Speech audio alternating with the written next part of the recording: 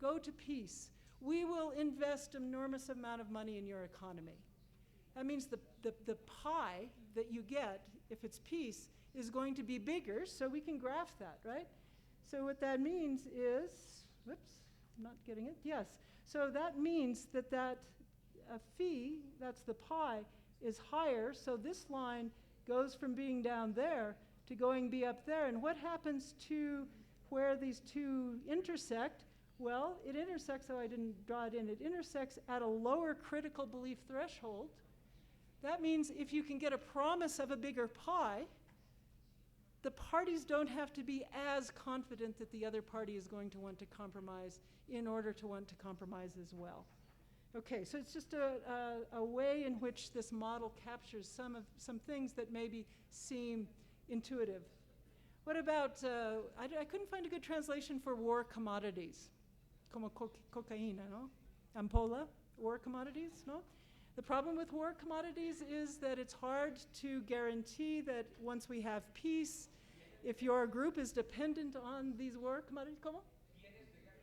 Bienes de guerra, gracias. Bienes de guerra, so, como coca, ampola, etc. No, bienes de guerra. No? Entonces, the problem is that if you're a group that depends on income from an illegal and illicit commodity, and if in peacetime the state is now going to be part of your community, maybe you won't have that income, but well, again, we can capture this. So war commodities means that in war you have a higher income, whether you fight or compromise, but you don't get it if you're up here at peace.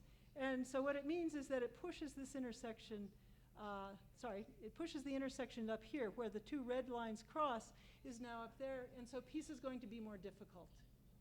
War commodities, bienes de guerra, undermine the prospects for peace, and this is one way to see why. It's hard to reproduce that income in the case that you're dependent on an illegal commodity. Okay, here are a couple of other things. We've assumed so far that there's no uncertainty over the results, the outcomes of this interaction, but of course there is. There's going to be uncertainty over just how big this pie is. Is foreign investment going to go up?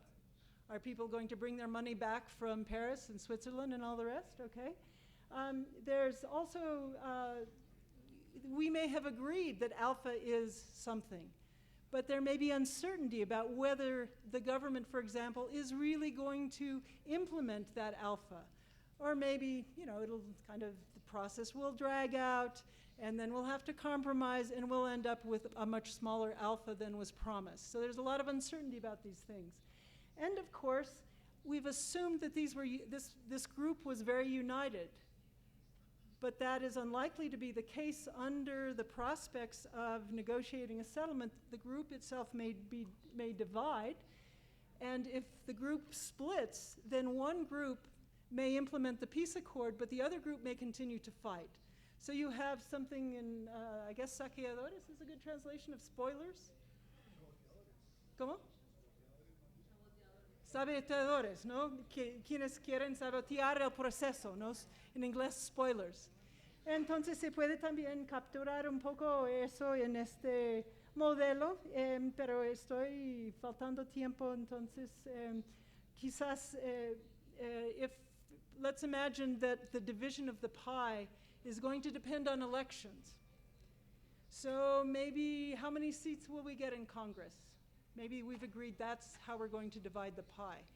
Well, the pessimists in the group, they may think, well, listen, we think we're popular, but maybe we're a little out of touch. Maybe we don't know. Maybe our share is not going to be alpha, which we think, but it's going to be a lower alpha. Meanwhile, the optimists, of course, they think, oh, well, we're going to do much better. People, can't express their support for us, but we are going to win strong. And so our share, if that's the rule, voting for Congress, we're going to do better. So what happens in these two cases? What happens, of course, is that the pessimists, now their critical belief threshold is very high. they have to believe very, very strongly that the other group is going to compromise for that condition to be met, whereas the optimists are going to go forward under less stringent conditions. Okay, so one lesson from all the literature, it's a huge literature on negotiated peace processes, is that the institutions really matter. What institutions can help build the robustness of this process? And so you negotiate as part of this peace agreement, you negotiate various institutional rules. So how are you going to share power? Will there be a quota in Congress? Will there be a quota on the Consejo de the Municipal Council, no? Things like that. There may be rules to share income. So when South Sudan separated from Sudan, there's a rule about how they will share the oil income, and so on. So, and in particular in South Africa, with the main agreement being that decisions now would be made by vote, that everybody would have a vote, irrespective of the color of one's skin. Well, the white people with the money were very nervous about that, so they negotiated before the vote happened. They entrenched in the Constitution private property rights. It takes not 50%, but 67% to overturn that phrase in the Constitution. And they also liberalized the economy so that the capital could escape if need be. And we've already talked about some of these other things. So to conclude, the robustness of the peace agreement is something we should be thinking about because shocks will come. And it depends on various parameters that obtain in any particular situation. But the point of this discussion is that there is an optimal amount of redistribution that will support a peace process best, so that those shocks that come along don't end the entire process. And then I've talked a little bit about how the model captures some of these issues and how institutions might mitigate this kind of uncertainty. So thank you very much. Muchas gracias.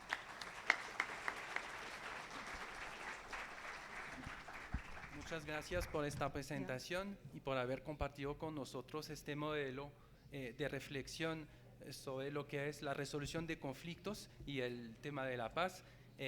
Indudablemente este modelo ameritaría ser analizado a la luz de algunos casos empíricos, quizás a la luz del actual proceso de paz en Colombia o en los procesos de paz anteriores, pero indudablemente es un modelo muy sugestivo para la reflexión que constituye un aporte interesante sobre la literatura que hay, muy abundante, que hay sobre el tema de la resolución de conflictos. Exacto. Muchas gracias. Sin más desarrollos, pasamos ahora a la intervención del profesor Kramer. El profesor es de la Escuela de Estudios Orientales y Africanos en Londres y es autor de varios artículos y numerosas investigaciones, en particular sobre el África subsahariana.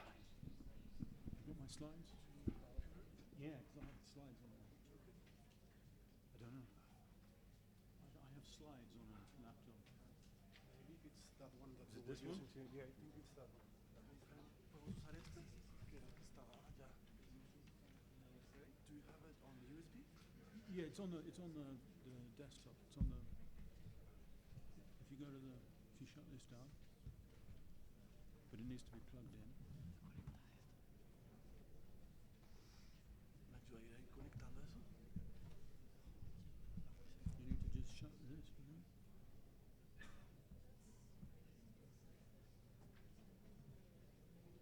And it's this one here. And we need to just do that. Okay. ¿Y este va aquí?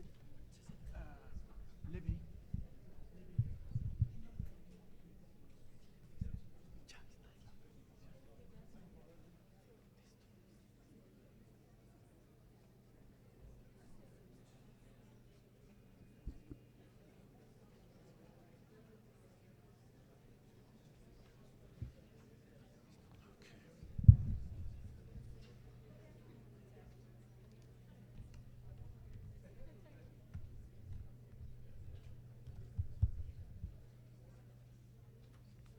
Okay. Thank you very much. I'm really very, very grateful to Francisco, especially, and others for inviting me here. I have to plead. I have to start with a string of apologies as well as thanks. So I have to plead ignorance. I do not specialize in Colombia at all. In fact, this is my first time in Latin America, so you must forgive my ignorance there. And I'm going to say some quite kind of simple and general things, I think. But it might be interesting to see how some of them interact with some of what we've heard earlier.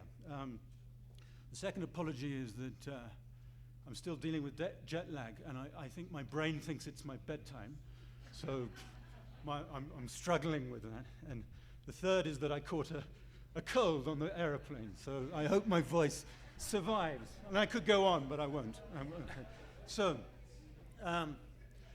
in terms of, so I'm going to say a few things about how we think about inequality, and some of those are specifically how people have tried to think about the implications of inequality for conflict and perhaps for peace.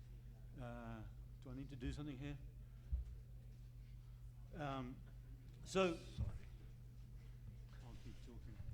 So the traditional way, or one traditional way of thinking about this in comparative terms, looking cross-country, is to use this thing we've been mentioning several times today, the Gini coefficient, a summary indicator of what some people might call vertical inequality, distribution of income across the entire population. And various people have tried to look into whether there is a clear relationship, a pattern, an event regularity, such that whenever the Gini is so high, then with X probability there's a likelihood that the outcome will be conflictual or not. And the trouble is they can't really find a very clear pattern. Okay, so I tried some time ago, I'm going to rush through this a little bit, with these box charts. And so these, the ones with one are the countries that have had a conflict. That's during that whole period. And these ones here haven't. And you might expect, if there was a really sharp pattern, that the Gini on overall would be really up here somewhere, along with Guatemala and South Africa. And that the countries that didn't have a conflict, the Gini would be somewhere down here. And yet, for the bulk of them, we don't need to go into the technicalities, they're fairly similar. There's not a lot to pick apart between them. So there's not a hugely clear story there, and the same is largely true if you look just at armed conflicts since 1989. Okay, now we're a little bit in the same terrain here as what we were hearing about earlier with the Kuznets curve and relationship. It's what economists used I think it was Joan Robinson used to say this was the nearest thing to an iron law of economics, but no longer. We don't really, the Kuznets idea has faded somewhat under the weight of empirical evidence in recent history. Now, there's one perhaps boring reason why we can't find these patterns, and that's because the data is often very poor, especially for comparisons between countries. So the Gini coefficient, where you derive your score, comes ultimately from underlying household surveys. And if those surveys are not conducted in the same way across countries, or not very often, or not very well, you have a real problem with the quality of your data and its comparability. And one of my favorite things on this was a paper by Sheckley and Hilgert. Some of you may know it. And it looks at the ranking of 19 Latin American and Caribbean countries in terms of their Gini, most unequal to the least.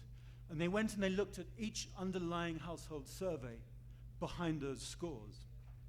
And they found there was such variation in the quality and the content and the format of those surveys that ultimately the ranking, they argued, was simply a product of that methodological variation. It didn't really tell us a real story that we could believe in. And the same goes, they argued, for what we therefore think about the relationship between inequality and other outcomes, growth, et cetera, et cetera. So there is a real problem, and that's within one region, that variability, let alone further afield. But, and I think this is important, you know, data is gradually improving, but it's still uncertain, uneven rates between countries. And we still have this problem of comparability. But we shouldn't give up. So there are some things we might do to look in different ways at inequality and its possible implications. And one of them is to get away from the summary indicator of the Gini coefficient and to look more at the shares of different groups of deciles of the population. Say the poorest 40%, the richest 10%, and the so-called middle classes, if you like. And you can then construct ratios or so on. And I want to show you what happens. We've still got the data problem, but what happens when you do that. And this is a friend of mine, a Chilean economist, Gabriel Palma, based in Cambridge in the UK, who produced this amongst many other things, which I rather love. And it tells you something fascinating. It tells you that this is across 135 countries, more or less, 132, that these deciles, these are the middle classes, more or less, almost everywhere in the world, whatever the political regime, whatever the level of human capital, whatever the economic policy regime, so on and so forth, they get half the national pie, Libby's pie, okay? Everywhere. It's astonishing. It's very stable finding, pretty much.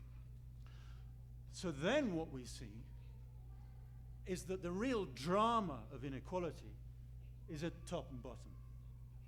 And what you're looking at there is an extraordinary struggle, arguably, between the richest 10% and the poorest 40% over that other half of the national income pie. Okay. Now, what determines that is arguably fundamentally political. It's not about necessarily laws of economics, those are included, some of them, but you can't really understand this, and you'll find that, you know, the ones here where the richest 10 have a very, very big percentage, those are probably particularly concentrated. The real outliers here, by the way, are Latin America and Southern Africa, Namibia and South Africa particularly. Okay.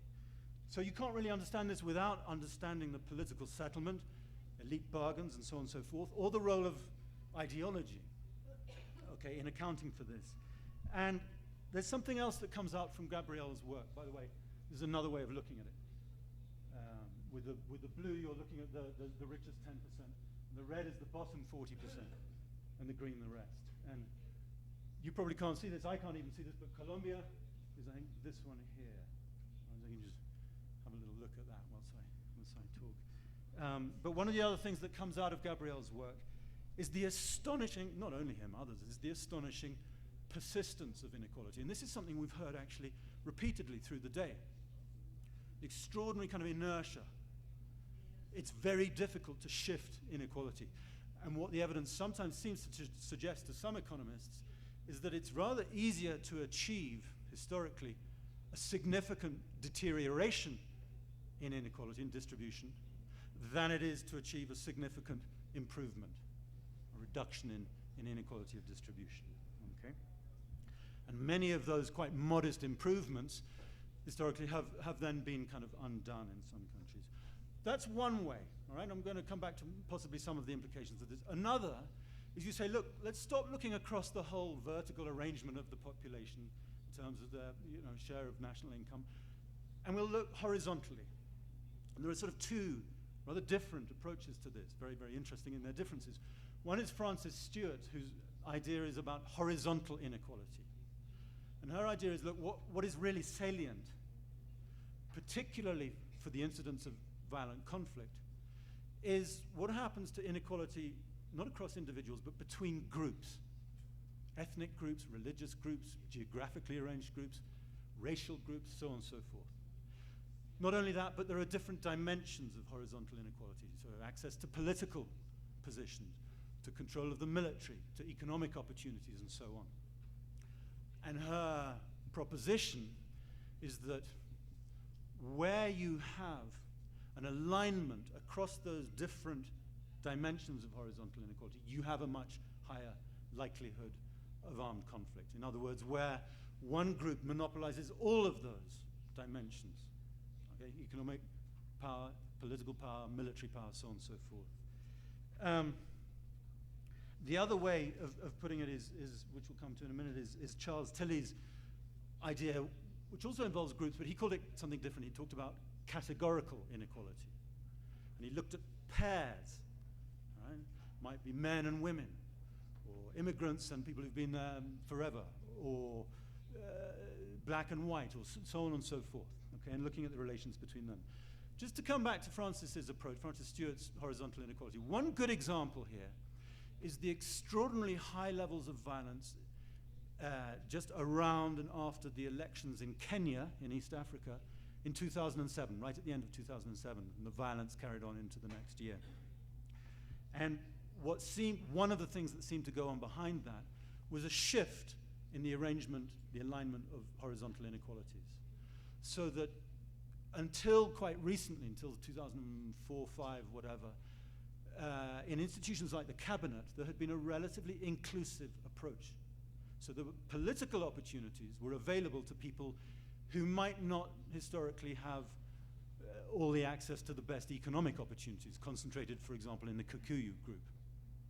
But that changed, and the president in Kenya had increasingly changed the organization of the cabinet so that it reflected the same inequalities that took place in the economy.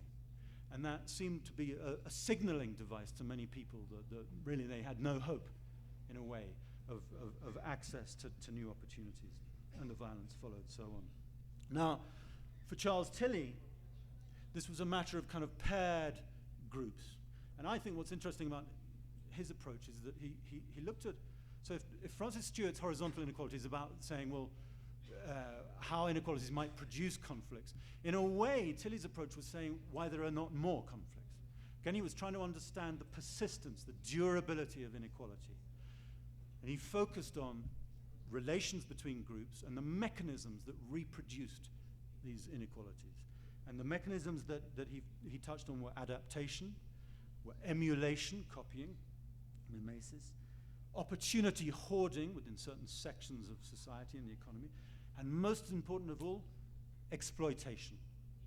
Exploitative relationships between one group and another, and so on and so forth. And I think kind of, in some ways, what I think was interesting in the way Tilly was looking at it is not dissimilar from what that lover of Colombia, Albert Hirschman, talked about, which was the tunnel effect, another mechanism that often kind of restricted conflict, if you like, despite high inequality. If you know this or remember it, Albert Hirschman had this idea. It was a metaphor, for once not a sporting metaphor. We've had a lot of those today. It was about being stuck in a traffic jam in 2 lanes in a tunnel. And if one group that's left behind begins to see people in the other group, in the other lane, up ahead, moving, they don't take it out on each other and the people next to them. They think this is very good news for them, even though they're not moving. They think, well, look, the fact that there are these other people benefiting from opportunities, getting ahead, even while I'm stuck, signals that better times might be coming for me. So I'm quite hopeful. So despite what Sam told us about, which I agree with strongly, this aversion to inequality, people don't necessarily act on it. If, in Hirschman's terms, there is a powerful tunnel effect, or if in Tilly's terms there is a powerful coalition supporting a kind of categorical inequality. But the interesting thing is that both of them then looked at the conditions under which that might fall apart. So for Tilly, it was about when the cost of maintaining a particular form of inequality might become too high for certain factions within the ruling coalition. For Tilly, for Hirschman, it was, I suppose, a related thing. It was if it went on too long, or if it seemed to be very, very clear that the people who were getting ahead were from a very different group within the country, within Nigeria or wherever it might be. Okay?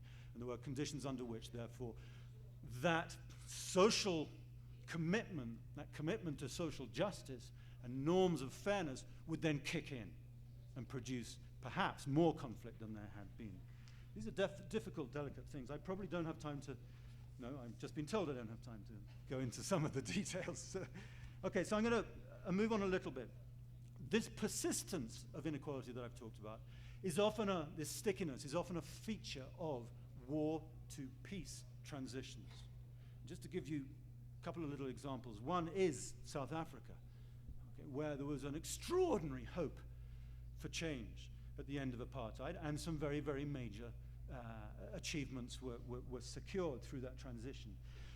But not in terms of reducing inequality, which has remained extremely high and possibly got worse, and not actually in terms of land. Land was very, very important in the struggle against apartheid. This is the 100th year of the Land Act, when the Brits, my friends, my forefathers, stole lots of South African land, so on.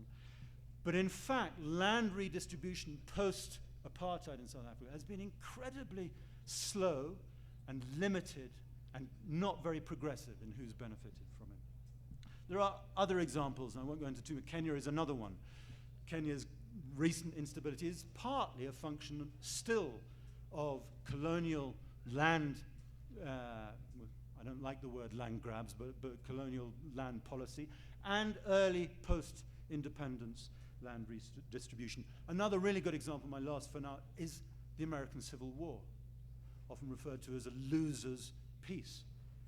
The South effectively lost the American Civil War, but managed in some ways to win the peace in the South, to continue pursuing its war aims and restrict land redistribution and preserve very coercive forms of labor mobilization and reduced political freedom for black Americans and so on and so forth. So that persistence is something terribly important to watch out for. On the contrary, it might be the case that really big redistributions are those that are associated more with very, very kind of devastating conflict and massive loss of power by oligarchies, what this person, I forget who it was, calls oligarchy demise, right? So over here, you've got high structural change, and you've got an eventual low, again, it's our friend the genie, right? The outcomes, if you look at the history that led to that, was very, very interesting. Is that the case in the kind of negotiated settlements within Libby's model? I wonder. I don't know. It's just a question about whether that's really possible.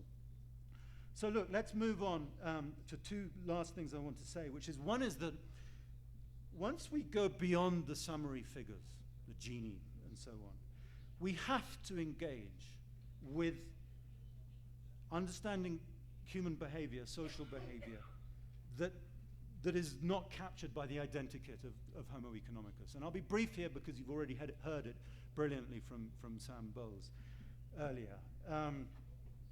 But it's really perhaps about the interaction between these norms of fairness and aversion to inequality and so on and so forth with the specific kind of balance of largely economic interests. And I would add one thing to what Sam was saying is, yes, there are these norms of fairness, so on and so forth. There is another thing, which is the power of narratives and storytelling. And I think in many ways, and this is something that Libby was talking about, and I think that if you could in a way see transitions from war to peace as battles over narrative, right, about these beliefs. In South Africa, fascinatingly, there was a sort of fragmentation of the capitalist elites from the 60s onwards, which began to make possible, right? For them, continuing apartheid was too costly. But what they, as well as paving the way for negotiations, what they also engaged in was a very, very powerful storytelling approach to convince the ANC to commit to a non-socialist, a capitalist, and one might say eventually very neoliberal transition from apartheid to post-apartheid.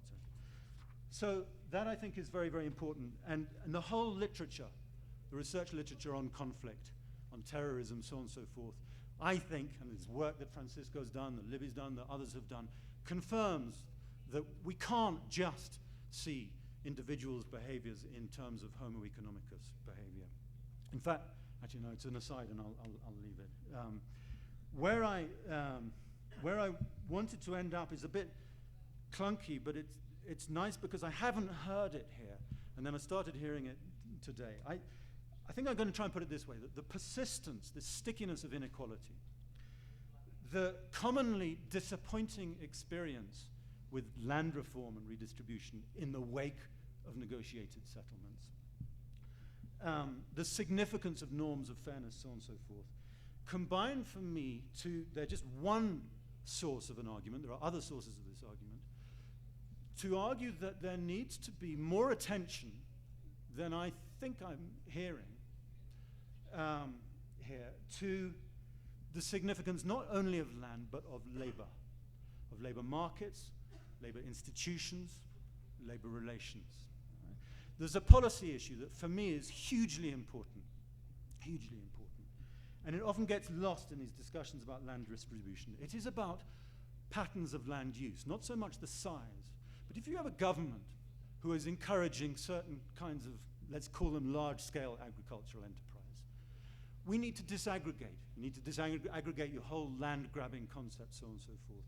What matters and where there needs to be a debate is about the incentives, the carrots and the sticks, that encourage agricultural investments, they could include agro-industry and big as well as the smaller, that generate a rapid rate of growth of wage employment in agriculture, versus those, like for example, I think palm oil, which don't. They may have certain effects on foreign exchange balance, so on and so forth, but they're not very good at absorbing that labor. And beyond that, and I'm fairly sure it's pertinent in this country, it isn't, and we heard this from Sam, it isn't just about labor opportunities, jobs, at whatever wage. It is also about developing institutions that might ensure something of the fairness of those opportunities and the decentness of those labor conditions. And I think my time is up, so I'm going to end there. Thank you very much. Bueno, muchas gracias por esta presentación. Para dar estrictamente cumplimiento al orden de esta mesa y sobre todo cumpliendo con el tiempo impartido a esta mesa, voy a ceder la palabra al profesor Moene de la Universidad de Oslo.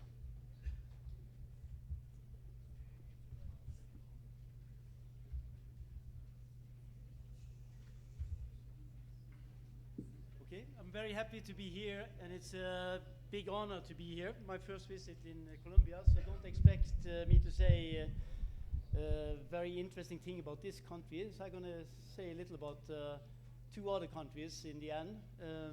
More about that in a minute. I have no excuses, unlike Chris. We're going to ask you for a favor.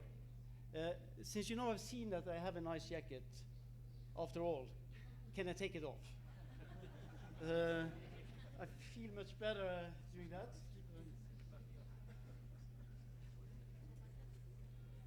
Okay, so my talk is going to be related. Let me first sum up the two previous talks in this session with a cite by Adam Smith. He said that what a country needs to prosper is peace, a justice system, and a fair tax system. The rest will come by itself. And that is really the essence of the two talks. So if you're going to have peace, you're going to have some redistribution, the tax system. You're going to have a justice system to prevent it. And most of the other things will come by itself, at least more by itself than these two other things. And I think that is very important. Adam Smith was a very smart guy. I'm going to keep to the title. I'm going to talk a little more about inequality in conflict. For example, is it so that that equal contestants fight harder than unequal contestants? Is it so that it's going to be worse if people are equals, or is it going to be worse if they are different? If there's sort of huge differences in power, fighting power between groups? That they're going to say a little bit about that. I will not be as courageous as Libby to impose on you a mathematical model, but there is a mathematical model in the background. But I take the chance that you are smarter, so you don't need that to understand my argument. After I've done that, and you are convinced about that, I'm going to take two countries as an example. The one country or one part of the world I'm going to take is Scandinavia. It's almost a country, but we have So basically Sweden and Norway. And there was an end of a huge class conflict in Scandinavia that ended in the middle of the 1930s. So I'm going to interpret that a little bit in the light of what I had said. The second country that I'm going to try to say something about to you is Afghanistan. I've done a lot of research on opium production in Afghanistan and how that is related to conflict. And I will again try to interpret that in light of the more abstract things that I'm going to talk about in the beginning. So that is the plan. Don't fall asleep. A lot of fun in the end, okay? So in conflict theory, so they're going to know, you know, here's a recipe for success. I'm an economist, and I'm going to criticize economists. Then you think that I'm very smart, and the others are very stupid. It's always a success. So I'm going to pretend to criticize sort of the basic, simple ingredients in how economists analyze conflicts. And then I'm going to do a little moderation, and you see that a lot of things change. And that is the important thing. So I'm going to simplify it too much. So don't believe in the details, but maybe in the essence of what I try to convey to you. So in conflicts, there are contestants, there are parties. There can be many, there can be two, there are at least two, but there can be many more. So they are the parties involved in the conflict. They are fighting for some prizes, but you shouldn't think about these prizes as something that's paid out necessarily. The prize could be that you can implement your favorite policy. It can be Sharia laws. You're going to implement the Sharia laws because you care a lot about that. Or it could be the gain in the forms of bloody diamonds in Angola, or there could be oil revenues. There can be or a mixture of these things. So that is the prices. The point is that they have a perception of what they're going to win. And then economists talk about what they say, how is when people invest in conflict, what are the likely results of these investments? The use and productive use of resources, investment in a small army, for example, and weapons and so on. And if both sides have done that, what are the likely results of that? That is captured sometimes in what is called a contest success function. That is, let's say, the probability that I win and not Chris. That depends on what kind of investment we have done. And it is, we have costs of sort of the influence of this weapon, the soldiers that we buy or whatever. I use this violence as a picture, but conflict is much wider concept than that.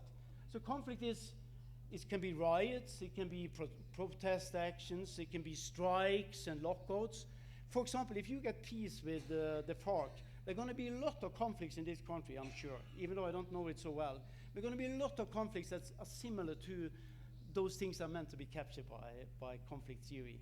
So it's not only violence, even though the violence is maybe the worst thing of conflicts. There can be other things that are similar to that. And I think it's meant to capture all these things in the common frame. What these things says, if you do this properly, then it is, you could end up with a very, how should I say, critique of equality in a sense. Because if these contestants are equally strong, they're going to maximize the resources wasted in the conflict. Because I wouldn't fight hard if I fight against you and you are very strong, because I know that you're going to win. That's the argument. But if we are equally strong, then both of us will invest a lot and we waste a lot of resources. So equality is bad for conflict if you take this seriously. If you take this seriously, for example, you take the opportunity cost of hiring soldiers. If these soldiers you have to pay them equally much, then this equality in the economy is bad for conflict. You're going to maximize the waste of resources. That is the message. It's not always emphasized, but it is come out as a logic of these situations. I don't believe in that. I don't believe that inequality would be good for peace. Which would be of course, if it is tremendous inequality that you can't fight your opponent, then inequality can prevail the peace, but the peace will be very little worth because the winner will exploit you because he's so super strong. So I'm going to suggest something more dynamic. I call it the king of the hill dynamics. And this is more that view conflict as a positional contest, that the winner of a contest will take a position, and that position give advantages to the winner. And they can use that advantage in the next round. Say if it is a political competition, then it could be competition over who's going to form a government, who's going to rule the country. And we'll have an edge in later conflicts with opposing groups because you have the state apparatus as your advantage. It can be other things. So here's a simple model of king of the hill dynamics. As you can see, these are two groups exhibited with two persons. They have a bit strange clothes, but remember, rebellions are always strangely clothed. In Europe, the radicals, they go clothed, they are dressed like they were in 1968.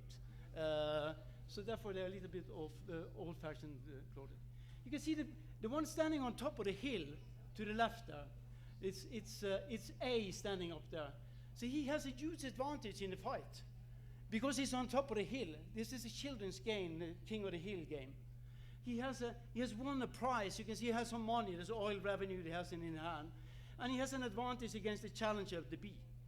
And that is, so the point is, if the challenger is going to win against the incumbent, the one on the top of the hill, he's going to obtain two things. He's going to get the money. He's going to get the rents, the access to the oil revenue or the diamonds or whatever. But he's also going to get the position on top of the hill, which will be advantage in further fighting.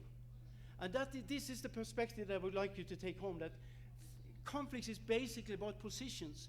And you obtain a position, then you get the prize, but there's also the prize that there's a benefit in future fighting. And that is the important thing here. You see that to the right there, then B has become the incumbent, he has the money, and now A has become the challenger. But you see the hill that he stands on is not equally high. They don't have to have the same hill.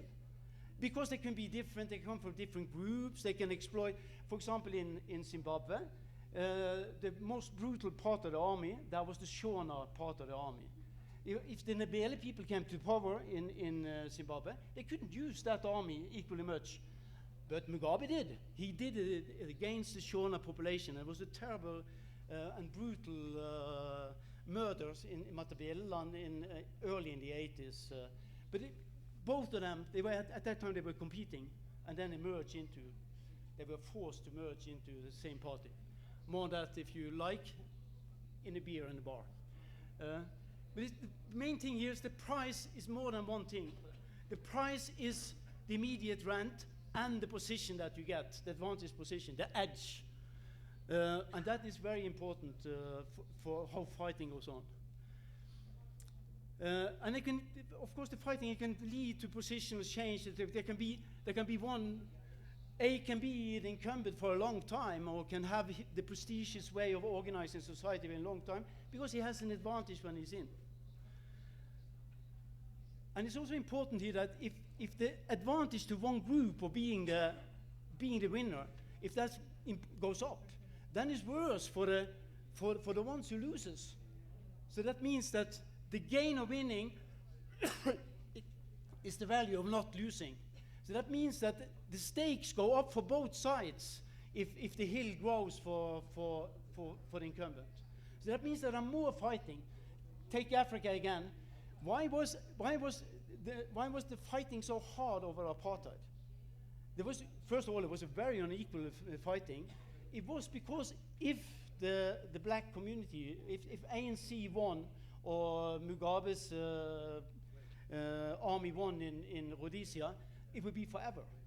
There was no chance for the apartheid to come back after and that meant that they fight very hard to prevent that because they knew that the position would be lost forever. So these are things that come naturally out.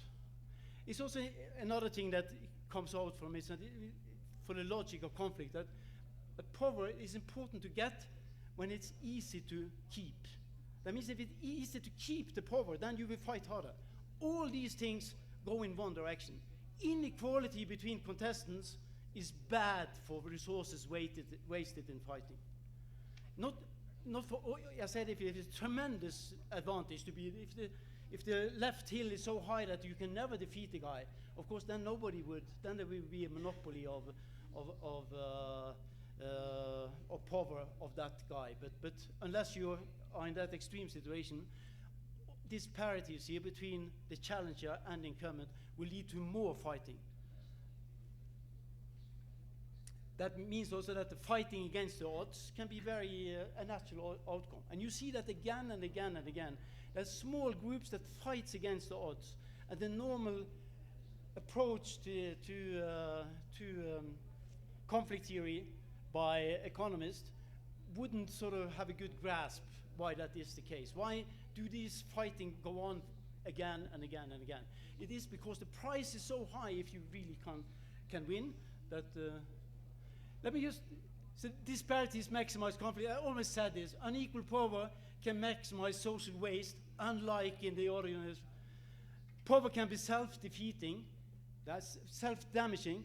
Why is that? Well, if you as an incumbent become very strong, like in the apartheid case, then of course, because you eliminate apartheid, then they will fight very hard against you to eliminate that. It may be the case, and we can demonstrate the cases where this actually is the case, that you have too much power if you win, so much power that the present incumbent fight too hard to eliminate you. Yeah. Patience make war. That's also something that's come out of this, because the real gain of winning is the advantage of having this incumbency position, as I said.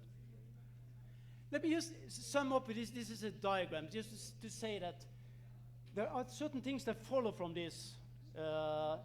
You don't see it. Let me explain. It's just for me to be precise. Take the stipulated curves, the two stipulated curves. If you move from right to left in the diagram there, then you make the two parties more unequal. Well, the traditional theory, they would say that political stability goes up. The incumbent is more secure because he has an advantage, and the waste of resources go down.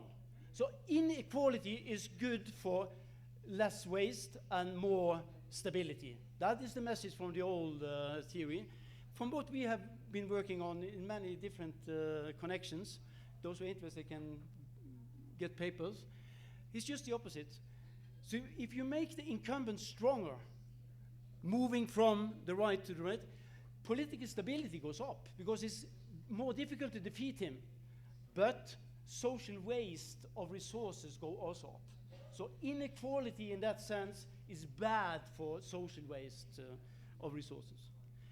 Okay, let me know, we just mentioned that this can be applied in many different situations. So now let me talk a little about strike and class conflicts in Northern Europe, Scandinavia.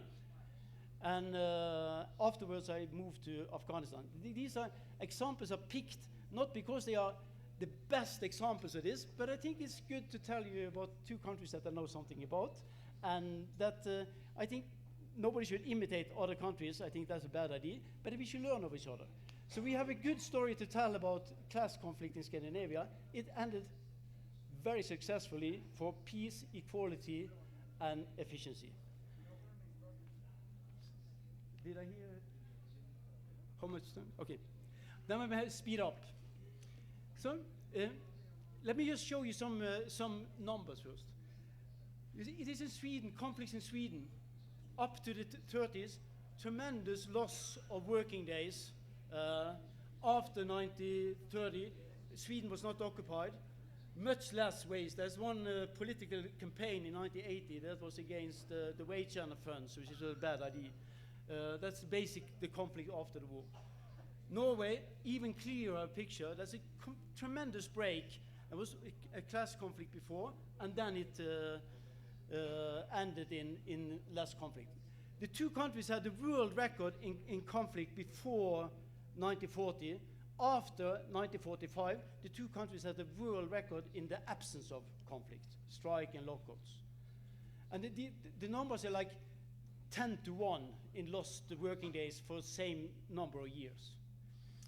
So here's the simple explanation of it. First of all, the positional conflict in the 20s and the 30s, it was basically about the recognition of unions. What happens in the 30s, they recognized unions, but not only that, they recognized unions and they understood that all union workers didn't have the same interest. So, because there was a crisis in the world economy, then unions that were exposed to foreign competition have to try to control the other guys that were not exposed to international competition, because otherwise they would raise their wages. When that was the situation, they got support from the employers. So you changed the conflict pattern because of this shock in the world economy. And now the employers and the export workers went together, and they became so strong in their position that they could control the wage setting for the rest. What happened then? Well, it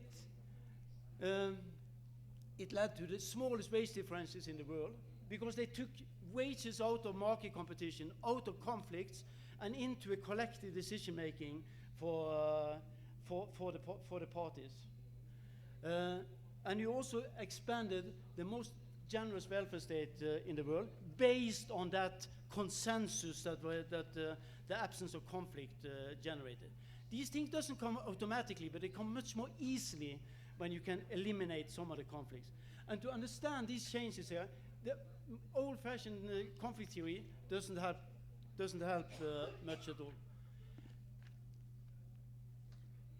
It's also, I think I dropped Afghanistan. I was too optimistic about that, but I've done a lot of work on Afghanistan. Come and ask me, so I tell you about that later. And let me say general lessons from the 30s in Europe that I think is worth knowing in Latin America. Maybe you know it already. That the countries with the settled land conflicts, they got social reform and social peace as a consequence of the shock in the world economy. The shock in the world economy works just as global forces. It's harder to sell things on the international market, so you have to do something. So that shock led in countries like Sweden, Norway, Denmark, USA, to social policies that were very progressive. They were following the recipe of Adam Smith, so to speak. And they had high growth, expansion of the welfare state afterwards. Many people have forgotten that US had that. In the whole period up to mid-1960s, there was a huge expansion of the welfare state in the US, and there were high unionization rate in most sectors, up to 40% in some.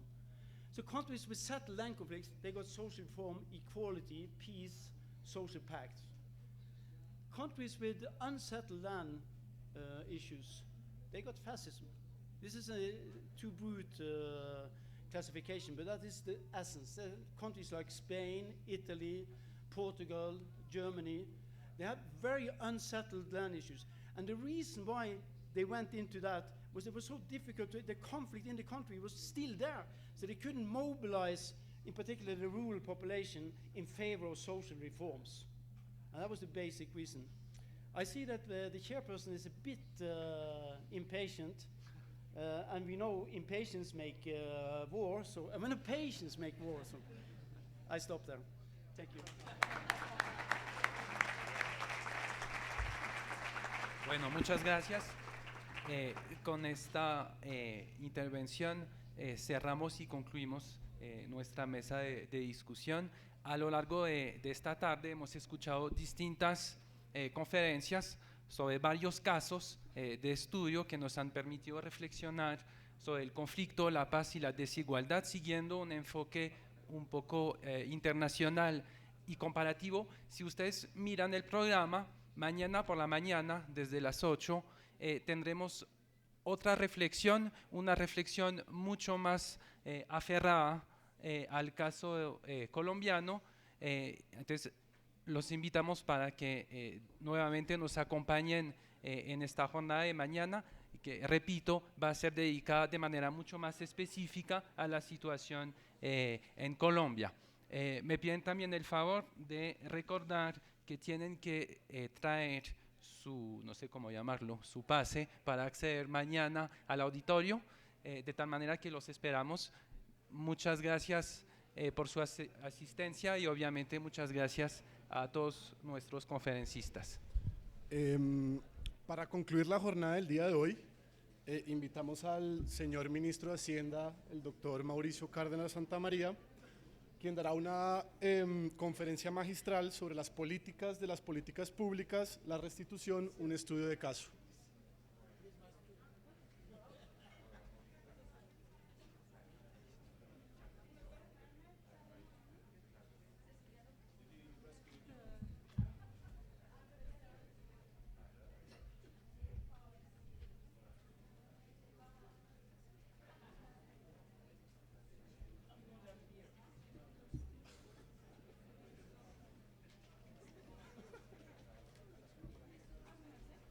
Gracias.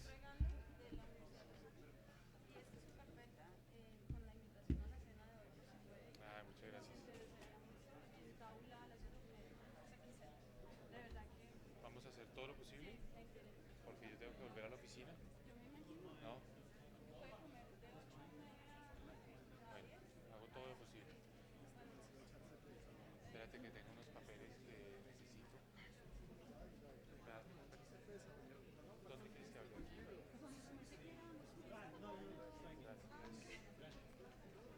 Tal vez allá. Mira, tú mandaste.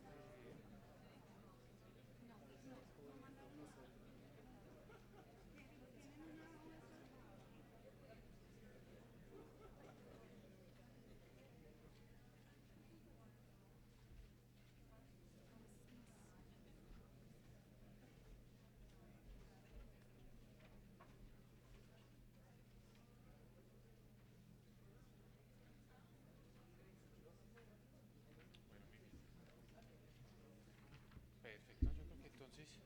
Hasta luego, la verdad.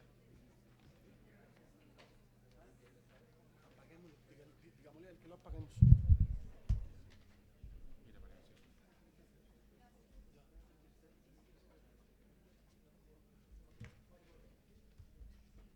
Si quieres te doy este computador.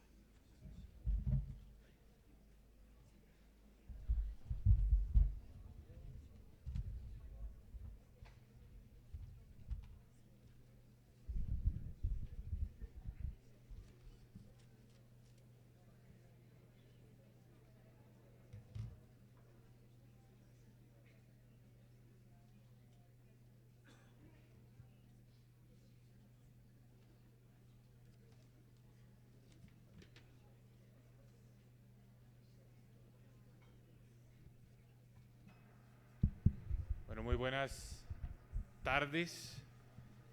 Me siento muy honrado de estar en este seminario internacional.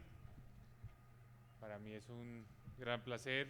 Veo la lista de panelistas y sobre todo el tema, conflicto, desigualdad y desarrollo, transformaciones agrarias y paz. No podría haber un tema más relevante, más importante para nuestro país en este momento. Saludo a los conferencistas que han hecho parte del evento, muy especialmente al profesor Pranab Bardhan. Pranab fue profesor mío, no de una materia, de 3 materias en la Universidad de California en Berkeley, de manera que tenemos una relación muy estrecha de hace muchos años. Un saludo al profesor Albert Berry, a los profesores Samuel Bowles, a Elizabeth Wood, Christopher Kramer, que han hecho, Cal Moen, que han hecho parte de esta sesión en la tarde de hoy. Yo tengo 30 minutos para conversar con ustedes de lo que estaba programado sobre la visión que tiene el gobierno de estos 3 temas: conflicto, desigualdad y desarrollo. Pero déjeme comenzar diciendo que si nosotros quisiéramos resumir lo que estamos haciendo en el gobierno y la visión que tenemos, yo lo enmarcaría todo en 2 frases, en 2 ideas. La primera, cerrando brechas, y la segunda, abriendo caminos. Cerrando brechas porque tal vez la prioridad más importante que tenemos en nuestro país, en nuestra sociedad, es reducir la desigualdad, es decir, crear una sociedad donde hay más oportunidades y donde hay más equidad. Cerrar brechas. Y abriendo caminos. Abriendo caminos quiere decir creando no solo una sociedad más igualitaria, sino una sociedad donde haya más movilidad. Y movilidad entendida en todos los términos posibles. Movilidad en términos de oportunidades, de progreso, movilidad en términos de infraestructura, abriendo caminos también hacia una sociedad en paz, y eso es lo que estamos tratando de hacer. Todo esto lo tenemos que lograr con políticas acertadas. Y yo diría que, dado naturalmente mi sesgo como economista y mi función como ministro de Hacienda, el principal pilar sobre el cual tenemos que edificar esa sociedad que cierra brechas y que abre caminos es el pilar de tener unas cuentas claras y unas cuentas sanas. Cuentas claras quiere decir que haya mucha transparencia en el manejo de los recursos. Cuentas sanas quiere decir que tengamos una situación fiscal sólida, sostenible. Es decir, que no financiemos todas estas necesidades que tiene el país a punta de deuda, que no tengamos un manejo de nuestras finanzas públicas que resuelve los problemas de hoy, pero se los transfiere a las siguientes generaciones. De nada sirve poder dar más beneficios, poder tener, más capacidad de atender las necesidades actuales del país, si eso no lo podemos ofrecer a las generaciones siguientes. Entonces no vamos a hacer esto a punta de endeudamiento. Cuentas claras, cuentas sanas. Eso en la práctica, ¿en qué se traduce? En que todo lo que hacemos tiene que enmarcarse dentro de unos parámetros en materia fiscal. No podemos tener un déficit mayor cada año al que teníamos el año anterior. Esa es una regla que hoy es ley de la República. El déficit tiene que bajar año a año y la deuda tiene que bajar año tras año. ¿Por qué hacemos eso? Eso es como ponerse una camisa de fuerza. ¿Pero por qué lo hacemos? Porque creemos que eso nos da una disciplina. Y esa disciplina es fundamental para lograr varios resultados. Primero, que baje la deuda. Al bajar la deuda, Colombia tiene mejores calificaciones, se reducen las tasas de interés y eso le ayuda a todas las familias colombianas. Entonces, tenemos muchos problemas que resolver, pero tenemos que hacerlo de una forma ordenada. Y el primer pilar, cuentas claras, cuentas sanas. Entonces, todas las necesidades las tenemos que acomodar con unas, dentro de unos limitantes, dentro de unas restricciones, uno de los cuales es tener un déficit fiscal controlado y decreciente. Eso es lo más importante.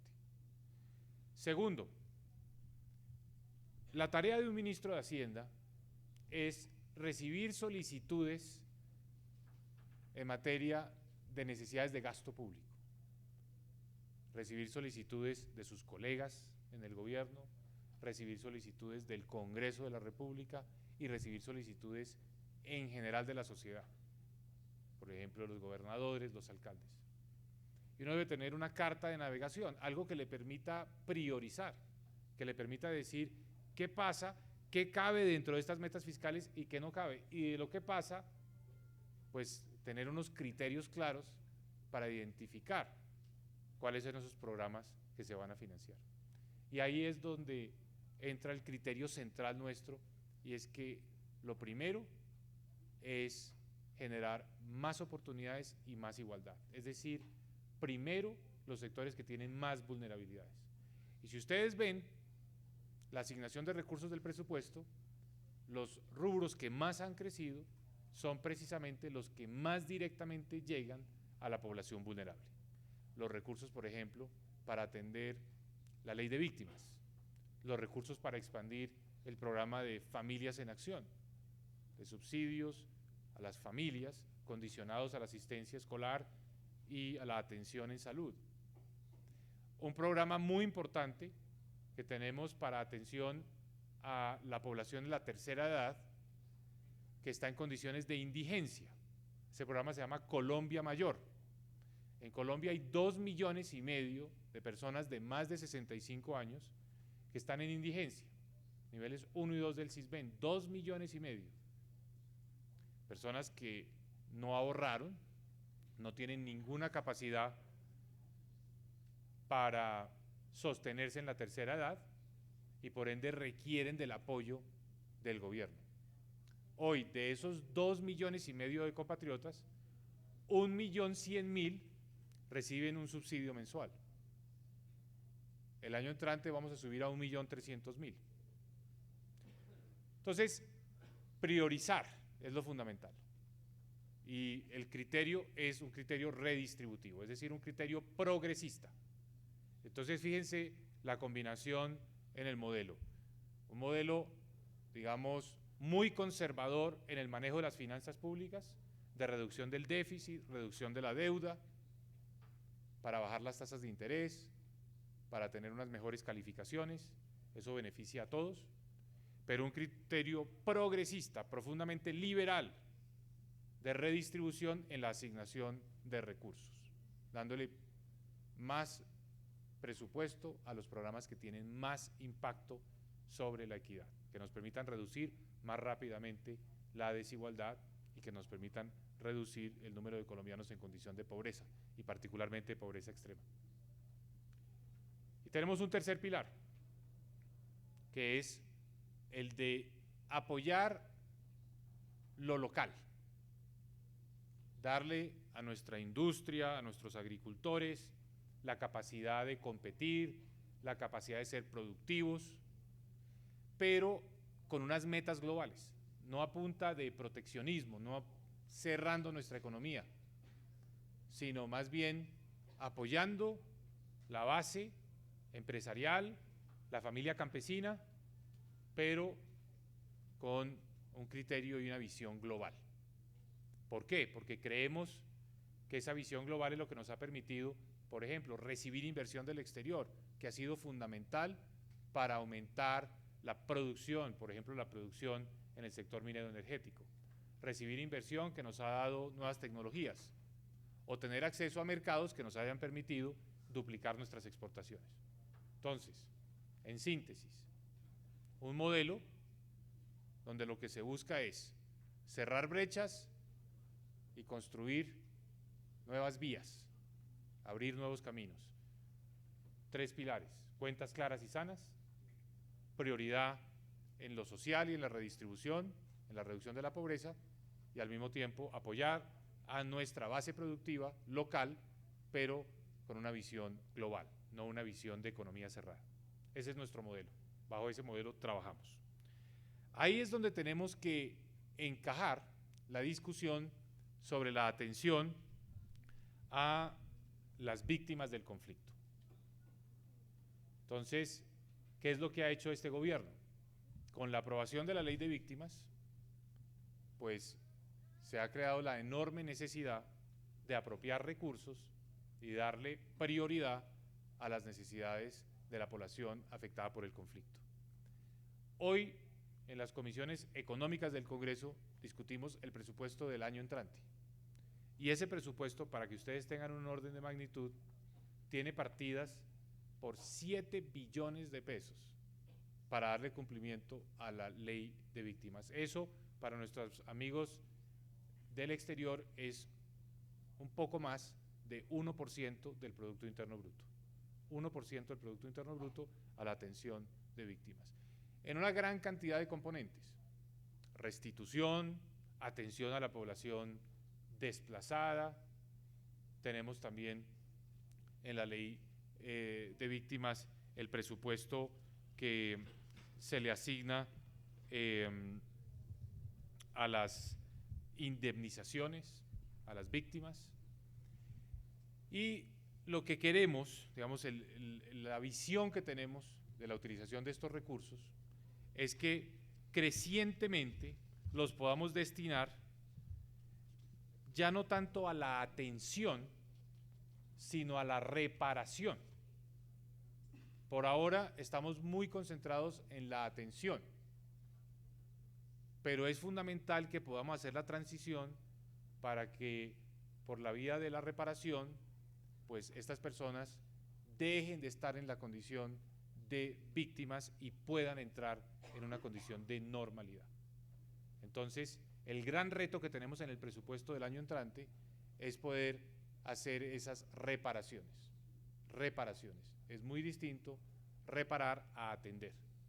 Y ese es el objetivo central que tenemos en la política. ¿De qué manera se le puede dar más énfasis a los temas relacionados con reparación? Esto tiene mucho que ver con las indemnizaciones y tiene mucho que ver también con la posibilidad de que las personas que han sido víctimas del conflicto tengan un capital con el cual su actividad, su vida pueda desarrollarse y pueda desenvolverse, digamos, autónomamente. La política de vivienda, por ejemplo, encaja dentro de la reparación. Que las personas tengan acceso a una propiedad. Por eso, en las viviendas que construye el Estado colombiano, las viviendas gratuitas, la población víctima del conflicto tiene una prioridad. Pero por supuesto, hay que decir que el paso más importante en la dirección de buscar una sociedad equitativa, una sociedad en la que podamos acelerar nuestro proceso de desarrollo, es la terminación del conflicto. Y por eso el gobierno del presidente Juan Manuel Santos le ha dado tanto énfasis al proceso de paz, al proceso de negociación. Como ustedes saben, el primer punto de las negociaciones tiene que ver con la reforma rural integral. Y allí lo indispensable es cerrar las brechas entre el campo y las ciudades en Colombia. Para nadie es un misterio que todos nuestros indicadores de desarrollo presentan unos diferenciales abismales entre el campo y la ciudad. Acceso a la educación, acceso al agua potable, acceso a la salud, vías de comunicación, capacidad, digamos, de apoyar la agricultura de base familiar, la familia campesina, con programas de acceso a la tecnología, acceso a las redes de comercialización. Entonces, el eje de la reforma rural integral es, en primer lugar, el acceso a la tierra o la creación de unidades agrícolas que tengan un tamaño suficientemente grande para que sean productivas. Para quienes ya tienen tierra, acceso a un, digamos, determinado número de hectáreas que tengan capacidad de ser productivas. Primero, acceso a la tierra. Segundo, apoyo a la agricultura familiar, que estas unidades productivas tengan los recursos, asistencia técnica, acceso a redes de comercialización para que puedan ser suficientemente productivas. Y tercero, la provisión de bienes públicos rurales, donde tenemos unas enormes brechas. Bienes públicos rurales, como mencionaba hace un momento, acceso al agua, a la educación, a la salud, los distritos de riego, energía eléctrica. Todavía tenemos 2 millones de una población de 47 millones, 2 millones de compatriotas viven a oscuras, sin energía eléctrica, y 2 millones de compatriotas que están en su totalidad en las zonas rurales. Entonces, por eso la prioridad es esa reforma rural integral.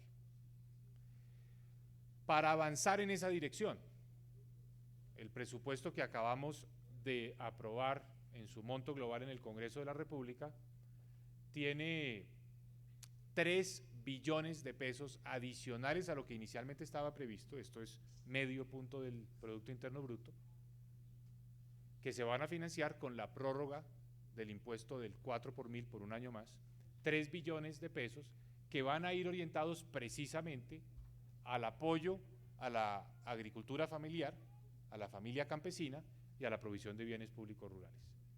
Tenemos que hacerlo de una forma muy inteligente para que sembremos la semilla de aumentos en la productividad del sector agropecuario. No se trata exclusivamente de subsidiar la producción, sino se trata ante todo de generar la inversión necesaria para que haya más productividad. Estamos en este momento atravesando una coyuntura difícil en el sector rural colombiano, pero buena parte de esa dificultad proviene esencialmente de una coyuntura de bajos precios, no tanto de caídas en la producción. Por el contrario, las cifras de producción agropecuaria son muy positivas. Para mencionar solo un caso, la producción de café en Colombia está aumentando a un 30% comparada con la del año pasado, gracias a inversiones que se han hecho en el campo en nuestro país.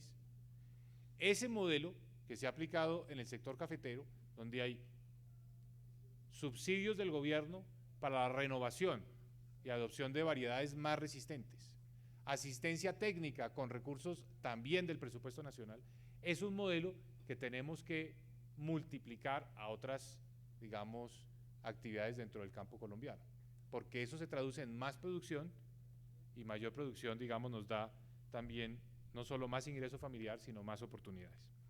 Entonces, ese, digamos, modelo de apoyo al agro colombiano es una prioridad que se traduce en recursos concretos, tangibles, en el presupuesto del próximo año. ¿Cómo vamos a debatir la asignación de esos recursos? Lo tenemos que hacer de una forma muy democrática, muy participativa. Una de las grandes lecciones de la protesta social de los últimos meses es que es necesario tener un grupo amplio de interlocutores. Hay en el sector una crisis de representatividad. Y esa crisis de representatividad, pues, se traduce en que es necesario escuchar a las voces tradicionales de las estructuras gremiales, pero también es necesario escuchar a otros sectores que no se sienten representados. ¿Dónde estamos dando ese debate?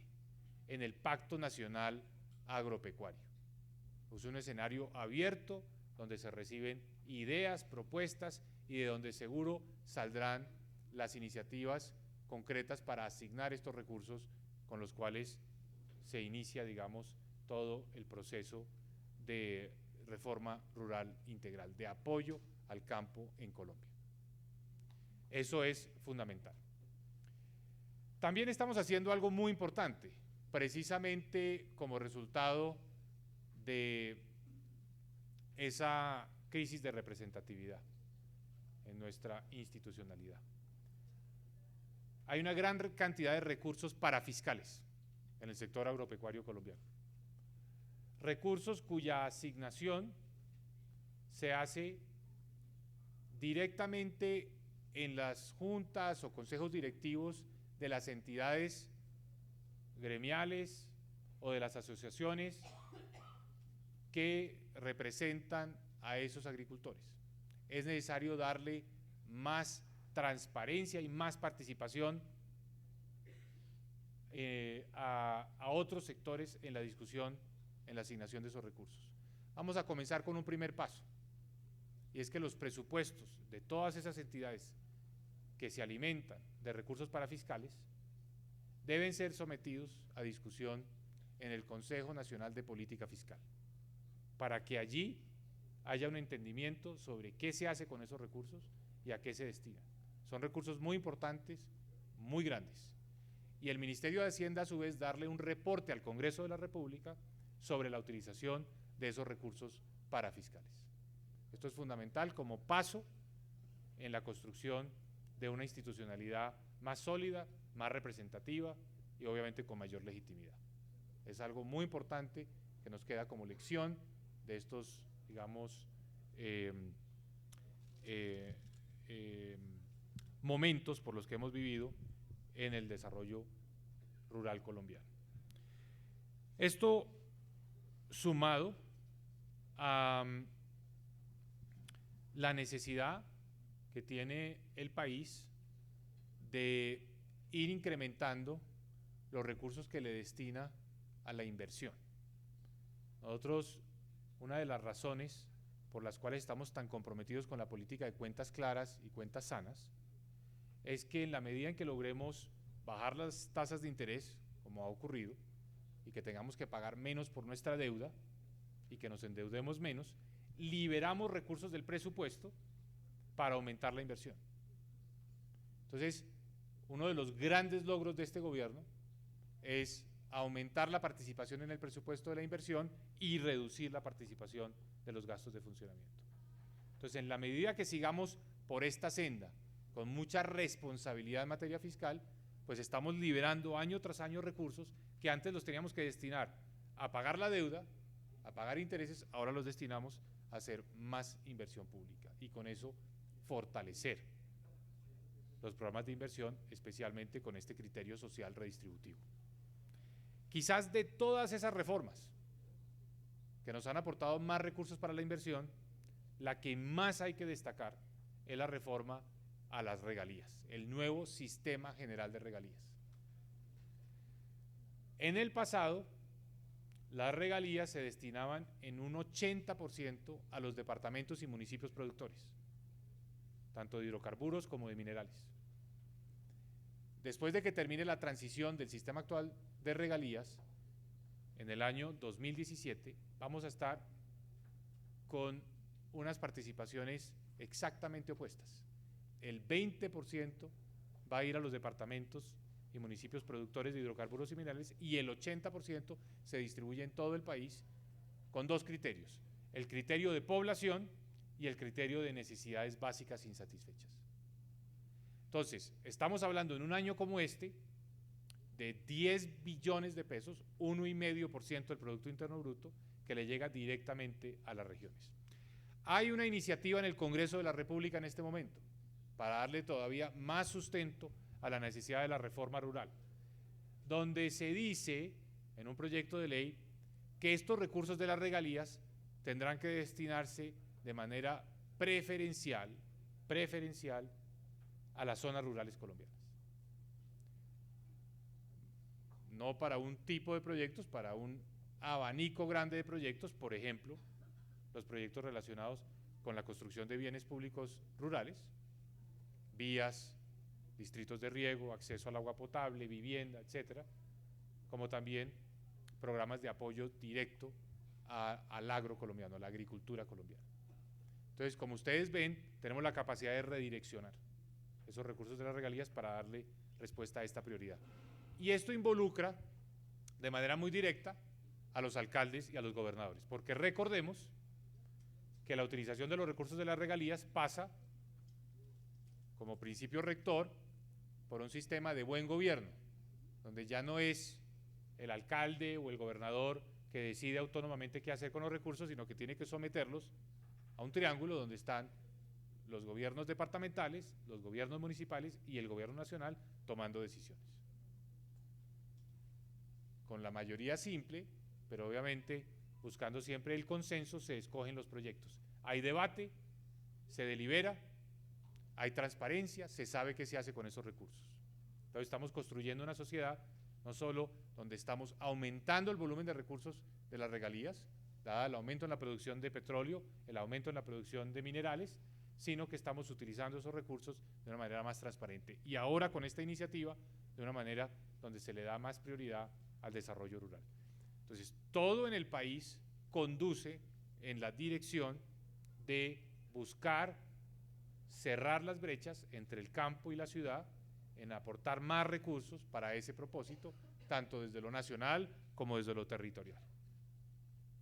Y ese es, digamos, ese es el modelo y esa es la prioridad que hemos adoptado.